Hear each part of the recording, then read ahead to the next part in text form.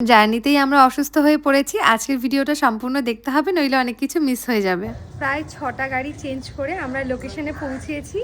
তো লোকেশনটা হচ্ছে নাদনঘাট বলে একটা জায়গা, সমুদ্রগড় স্টেশনের কাছাকাছি। বাড়ি থেকে বেরিয়েছি 6:45 নাগাদ, এখন বাজে 9:55। 10টার সময় আমরা লোকেশনে এসে পৌঁছলাম। মানে আমরা বর্ধমান ডিস্ট্রিক্টে আছি এই মুহূর্তে। শীতের সকাল, যদিও ঠান্ডাটা অনেকটা কমে গেছে। এখন বাজে সকাল 5:30 মতো, বাইরে এখনও আলো হয়নি। আমি স্টেশনের দিকে চলে এসেছি স্টেশনে। বুঝতে পারছো অনেকটা সকালে বেরিয়েছি, সেটাও বুঝতে পারছো। এখন আমাদের লোকেশন হচ্ছে সমুদ্রগড়। জিরাট হয়েও যেতে পারি, মানে ট্রেনে করে অনেকটা সময় লাগবে। আর এদিকে সকালবেলা আমরা নৌকো পাবো না ঘাট পার হওয়ার জন্য, যার কারণে আমরা এখন কৃষ্ণনগর হয়ে নবদ্বীপ হয়ে দেন আবার গাড়ি চেঞ্জ করে যাব। তো 3.5 ঘন্টার একটা জার্নি আছে। আমার স্টুডেন্টরা এখনও আসছে, ট্রেনে সবার সাথে দেখা হয়ে যাবে। তো চলো পুরো ব্লগটা আজকে তোমাদের সাথে শেয়ার করবো। সকাল টাইম, ট্রেনটা যথেষ্ট ফাঁকা রয়েছে। আর এখানে আমার একজন স্টুডেন্ট উঠে পড়েছে। তো আজকে আমি আমার 2জন স্টুডেন্টের সাথে যাচ্ছি, তো দেখতেই পেলে। আর ট্রেনটা এখন যথেষ্ট ভিড় হয়ে গেছে। আমরা এখন নেমে যাব কৃষ্ণনগর।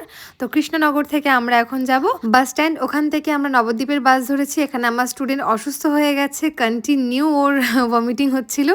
আর এখানে আমরা নেমে গেছি নবদ্বীপ থেকে আবার বাস চেঞ্জ করে নাদনঘাট। যাই হোক, সেটার ক্লিপার নেওয়া হয়নি। ফাইনালি আমরা লোকেশনে পৌঁছে গেছি প্রায় 4 ঘন্টা জার্নি করার পর। অসুস্থ পেশেন্ট নিয়ে আমরা যাতায়াত করি। অনেকটা জার্নির পরে আমরা পৌঁছালাম ফাইনালি। আর এসেই কাজে বসে গেছি একদম দেরি না করে, কারণ আমি যতটা ভেবেছিলাম টাইম লাগবে তার থেকেও অনেকটা সময় বেশি লেগেছে। আবার আমাদেরকে কাজ কমপ্লিট করে বাড়িও ফিরতে হবে। তো ওনাকে জিজ্ঞেস করলাম ওনার কী ধরনের পছন্দ। উনি আগেও আমায় বলেছিলেন তুমি আসো, তারপর ডিসাইড করা যাবে। তো কিছু আমি ডিজাইন দেখাই, তো উনি বলেন যে তুমি কিছুটা এখান থেকে নিয়ে কিছুটা নিজের মতন করে এরকমভাবে করে দাও। তো আমাকে একটু বলে দেয়, তো আমি আমার মতো কাজটা করতে লাগি। বাট স্টার্ট আপে একটু অন্যরকম কিছু করার চেষ্টা করেছি, তোমরা দেখে জানিও কেমন লাগলো। আমার তো ভীষণ ভালো লাগছিল, কারণ দিদিভাইয়ের হাতে জিনিসটা খুবই ভালো লাগছিল মানে কাজটা হওয়ার পরে। আর এই যে ফাইনাল লুক আবারও শেয়ার করলাম। দাঁড়াও, ব্যাক সাইডটাও তোমাদের সাথে শেয়ার করছি।